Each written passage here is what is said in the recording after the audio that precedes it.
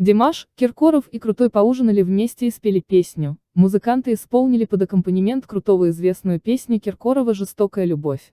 Игорь Крутой поделился с поклонниками новым видео, где он, Димаш Кудайберген и Филипп Киркоров вместе исполняют песню «Жестокая любовь». Судя по видео, у музыкантов после ужина выдалась свободная минутка, и они решили потратить ее на искусство.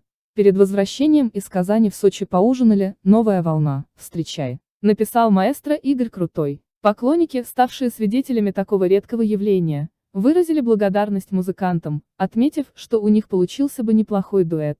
Мэр города Казань восхищается голосом Димаша, золотой голос Димаша поражает. А я не знал, что любовь может быть жестокой, а сердце таким одиноким. Я не знал, но все равно я тебе желаю счастья, нам больше чем больше встречаться. Я все сказал. Не будем мы чаще встречаться. Илья Мухаммед поет. А я не знал. Нет, любовь похожая. Давай, нашу, давай.